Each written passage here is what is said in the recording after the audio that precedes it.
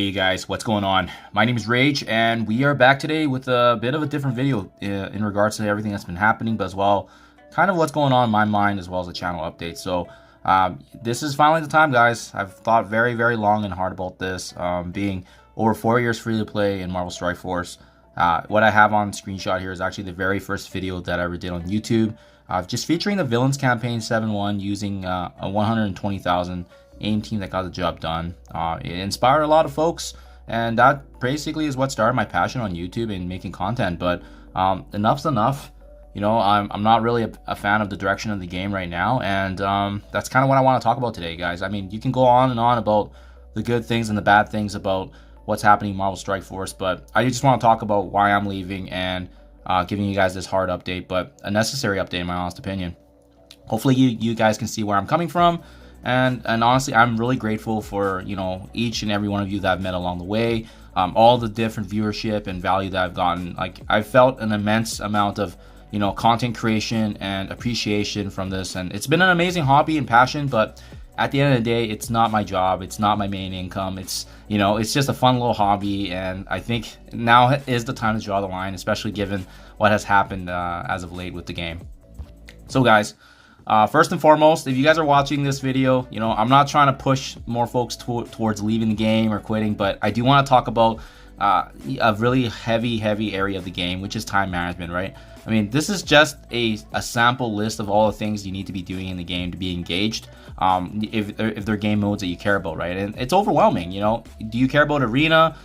Do you know, have reliance on your fellow alliance members doing the daily raids or the 3 war battles that you're doing? Is there crucible battles that you're engaged with on a week-to-week perspective? We got daily objectives, and also being mindful of when refreshes come into the game, and obviously claiming those energies and making the most out of it, right? Especially if you're not spending the game like myself, you really want to be getting your best bang for buck for your time. But the biggest thing is the time sink, right? And it does become a revolving door of a sunk time investment, because the more time you put into the game, the more you don't want to leave the game because of all the amount of investment you've done. So, you know, it's been hard, guys. It's honestly been very hard to manage. We have weekly events that are always constantly changing.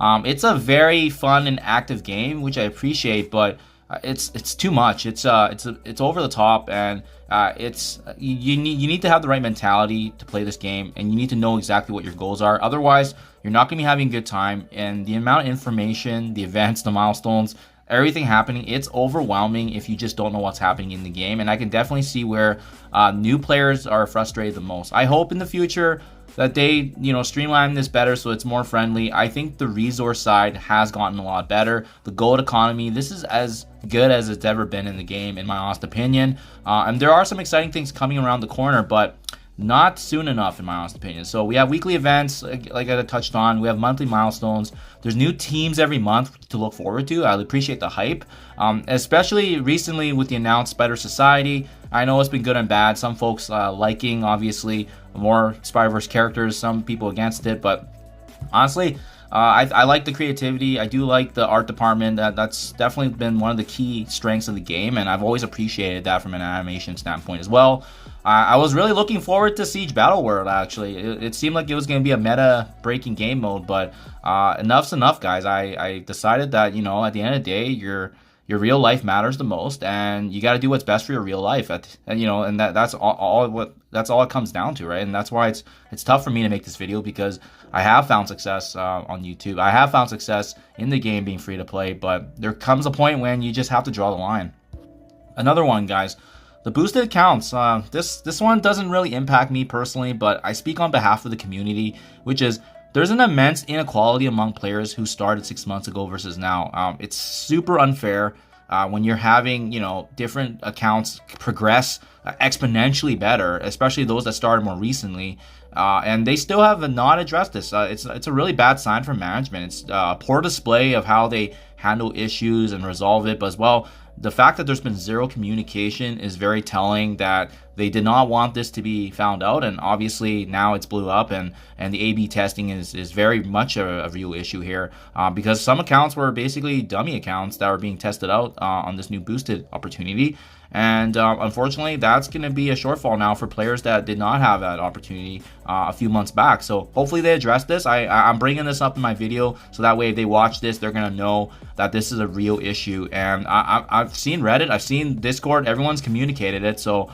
at this point, you know, it's plain ignorance. They need to address this hopefully sooner rather than later, because it's a big issue.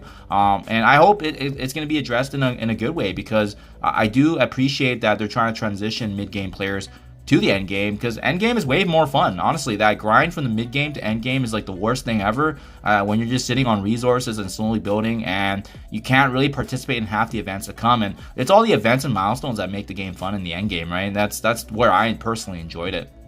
But yeah, guys, takeaway: treat others how you want to be treated, Scopely. I mean, how would you feel if you found out that there was a huge inequality happening within your employee workforce, and you know, you're not communicating it? Someone's getting paid more or less, but you're at the same ranking level. It just doesn't make sense, right? They say that they have players among their ranks playing our game. Are we sure about that? It doesn't seem like that's the case, right? And if it is, then why haven't we heard any communication? It's just been absolutely atrocious as of late. And I'm a big fan of Ryan Jacobson, because I really do like how he's kind of taken the lead and changed things in terms of, you know, taking in more of the opinion side and really the feedback. But this is a huge issue that I think they're overlooking and not bringing to the surface, that needs to be addressed as soon as possible, because it's going to create a gap. It's going to create inequality, and that's going to drive player base down. And I'm not a fan of that, because, you know, tried and true, at the end of the day, this is a very meaningful game to me. I had loads of fun in it, and yeah, it's been a journey, but I still would recommend this game. It's just, it really depends on your lifestyle at the end of the day.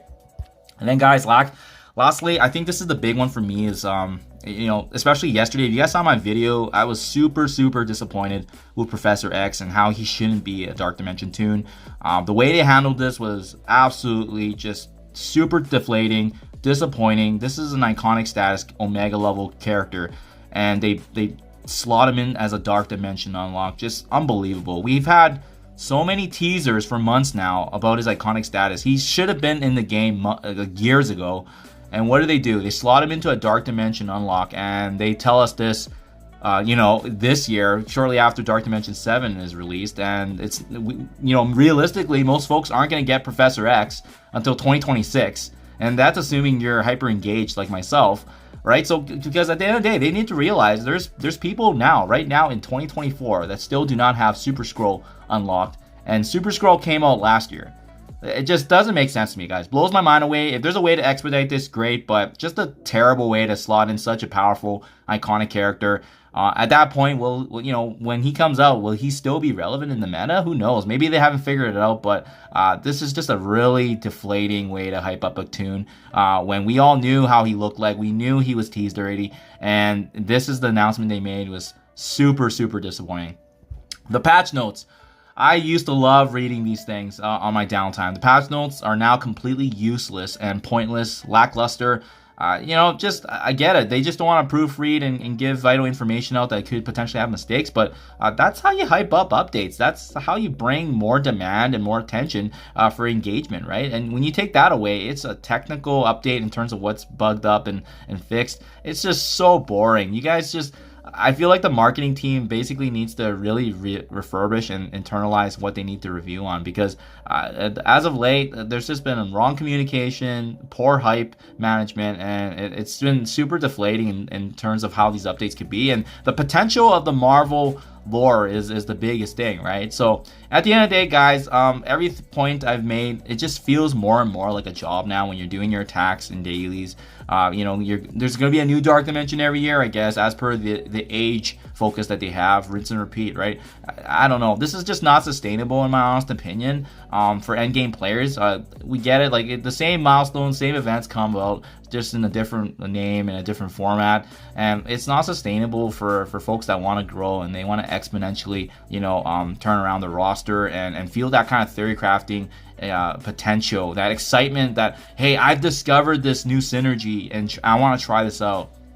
We're not getting that now, you know, at the end of the day, right? So I think that's going to cause more players to hemorrhage, and they're going to realize how big of a grind this is unless there's some sort of shortfall in between that covers that gap. And once that happens, and the game will be in a much better place, honestly. But lastly, guys, I also want to touch base on a personal life update, and this is one of the big reasons that kind of drove me to this decision, which is, just a week ago, my wife and I welcomed our baby girl, little Emmy, into our lives, and it's been a roller coaster, guys. So a super amount of lack of sleep, but we've been enjoying our time, and as you can see, she's absolutely adorable. This video is 100% dedicated to her.